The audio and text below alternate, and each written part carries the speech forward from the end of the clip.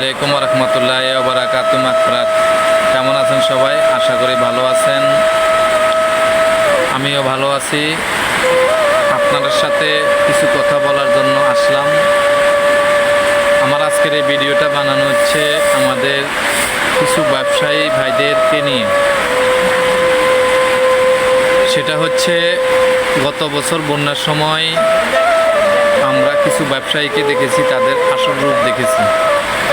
বিষয়টা হচ্ছে আমি আপনাদের সাথে শেয়ার করি। সেটা হচ্ছে গত বছর যখন বৃষ্টি হইতেছে, তখন আমরা আব্দুল্লাহ আল মারুফ সাহেব আমাদেরকে ডাকে নেওয়ার পর আমরা আমাদের নিজ তরফ থেকে কিছু টাকা দিয়ে কিছু ত্রাণ দেওয়ার চেষ্টা করেছি।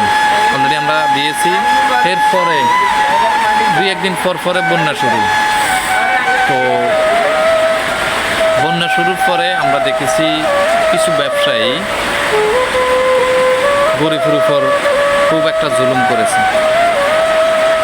যেমন মোম, 5 টাকার মোম 30-35 টাকা পর্যন্ত বিক্রি করা হয়েছে। এরপর আপনার শুকনা খাবার, মুড়ি, বিস্কিট, চিড়া, এরপর যাবতীয় যে শুকনা খাবারগুলো,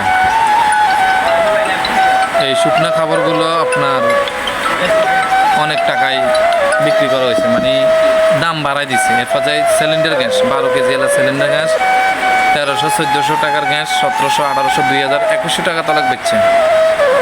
তাই আপনাদের কাছে আমার একটাই অনুরোধ, এই বিপদের সময় মানুষের পাশে থাকার চেষ্টা করব। যদি থাকতে না পারি, অন্ততপক্ষে আমার ব্যবসার কারণে যাতে ওই ক্ষতিগ্রস্ত মানুষটা যাতে আরও ক্ষতিগ্রস্ত না হয়, ওই দিকে আমরা নজর রাখবো। আমাদের নোয়াখালীতে বন্যার আশঙ্কা অনেকটাই ভারী গেছে, এমনকি পানিও অনেক এলাকায় ভারী ঘরে উন্ডেলে ঘাড়া ডুবে গেছে, হয়তো ঘরও উঠে নাই। জানি না আল্লাহ কী করে, যে পরিস্থিতি দেখা যাইতেছে হয়তো ঘরও উঠতে পারে, গত বছরের মতন হতে পারে।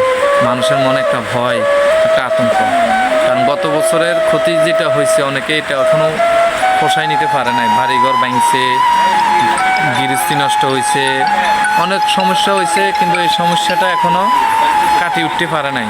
আল্লাহ এখনও আবার কি বন্যা দেখা দিতেছে। তাই আপনাদের কাছে আমার একটাই অনুরোধ, আপনার ব্যবসা দিয়ে, আপনার পণ্য দিয়ে মানুষের উপকার করার চেষ্টা করেন। গত বছর বিশ্বাস করবেন কিনা জানি না, আমি খুব কষ্ট পাইছি। একটা মুড়ির টইন 25 টাকা, একটা মুড়ির টইন। এই যে মুড়ির টইন বলতে যায় যে আমাদের বিয়ে বাড়িতে দই আনে, মুড়ির টইন